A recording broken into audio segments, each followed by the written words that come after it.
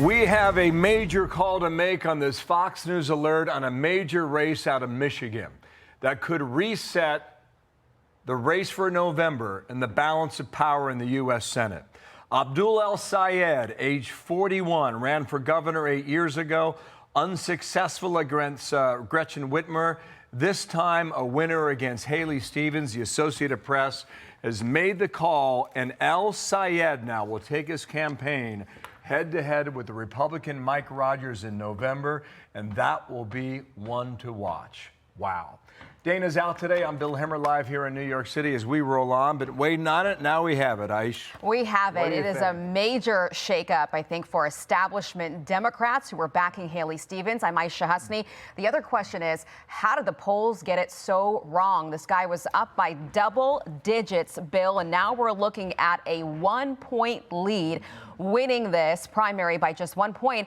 And is this a big wake-up call that El-Sayed needs to be more compromising, perhaps, from now on, as he does have a lot of independents in that state, a lot of centrists in that state to win over if he's going to make it into the general? So this is what he campaigned on: Medicare for all, no military aid to Israel, tax the rich, reform ICE, abolish the filibuster in the Senate if he wins, and campaign finance reform. So we've been watching Michigan, and this is the check mark we've been waiting for either Stevens or Sayed. Mallory McMorrow dropped out of this race weeks ago. She picked up 4% of the vote. You see the margin?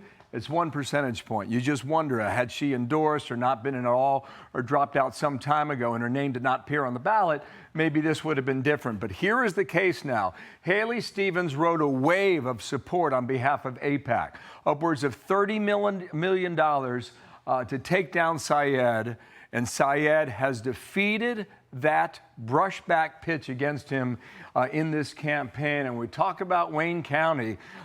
She won it by 6 points. That's Detroit. That's kind of where she needed to be. Up in Oakland County, she won it by almost 7 points. Pretty impressive where she needed to be.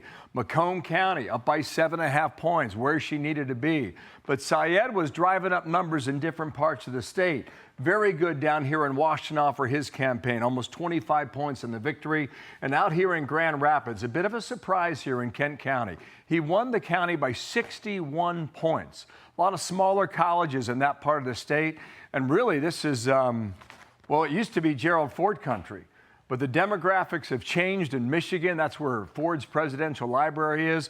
Been a hotbed for Republicans for a long time, and nobody knows that better than my guest right now, Ronna McDaniel, former head of the RNC. Ronna, what does this victory mean, not in a blue dot district in New York City, but in a purple state of Michigan?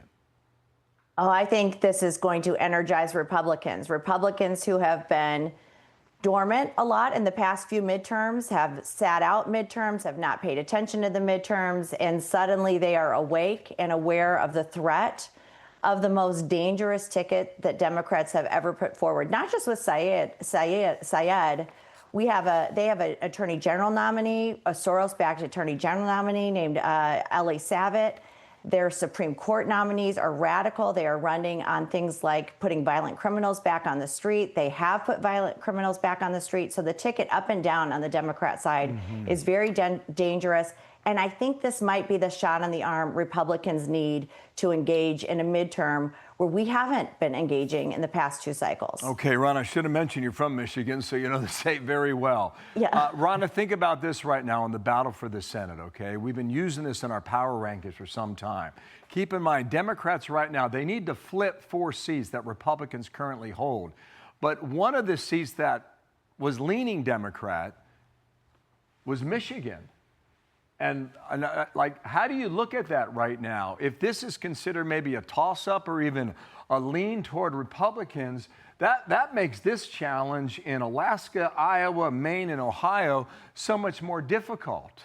But just take the Michigan case right now. If Mike Rogers were to take that seat from the Democrats, they need to go elsewhere in order to take control of the Senate. It seems at the moment that it's a much more difficult climb. How do you see it? I absolutely agree. I mean, Chuck Schumer and the Democrat establishment, they were all in for Haley Stevens. She spent $60 million on TV, Syed spent $6 million on TV, and they wanted her to be their nominee because this disrupts their path to the Senate. And one other thing, Bill, Michigan's a straight party ticket state. So you go vote R at the top of the ticket. We're one of 8 that still employs this. This helps us with the House, too, in districts like Tom Barrett, where they elected a DSA candidate against him last night.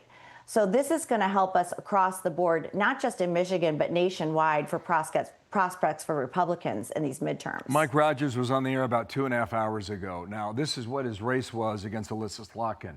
He lost, but only lost by 0.3 percentage points.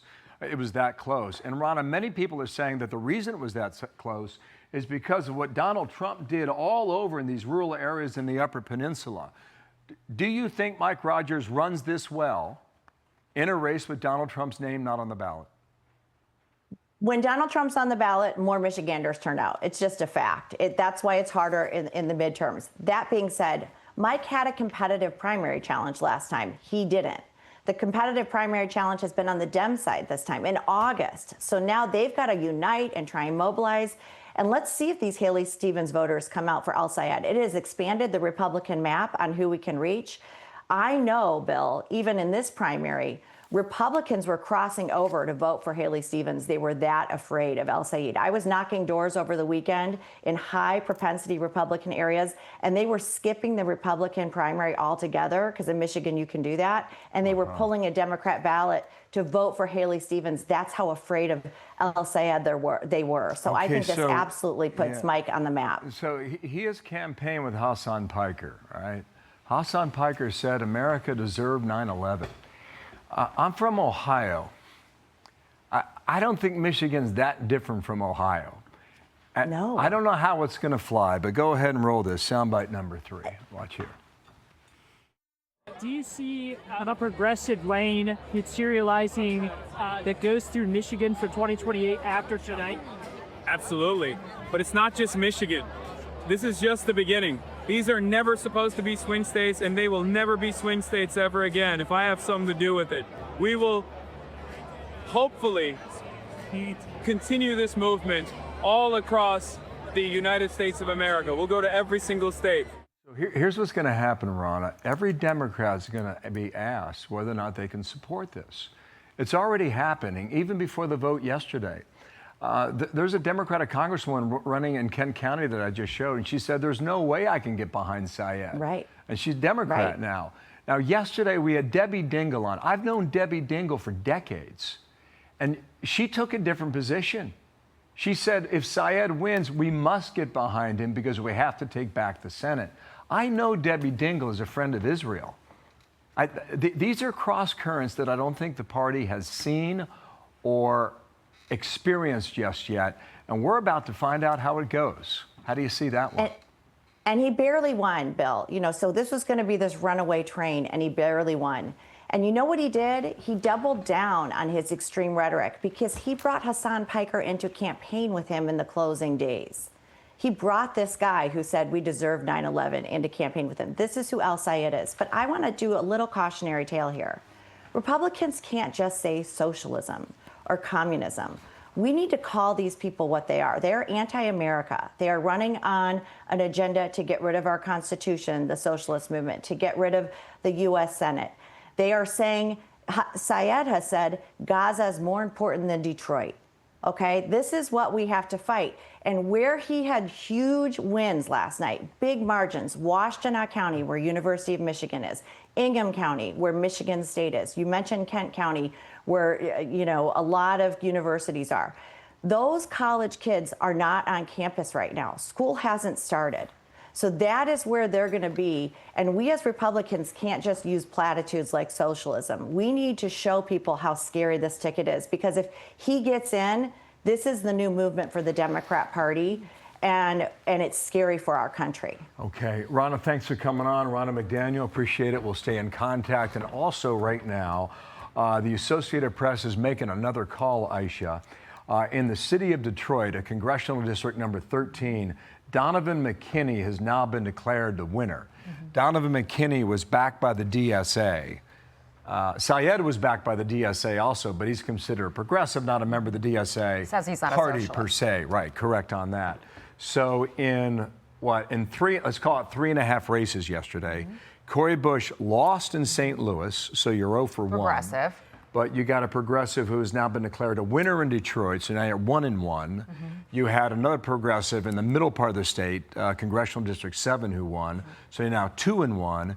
And Sayed, we'll give him a half point because it's kind of going halfway, shall we say? So it's 2.5 to 1 based on the results from last night between Missouri and Michigan. So be sure to like and subscribe for all the Fox News latest on YouTube and catch full shows streaming now on Fox One.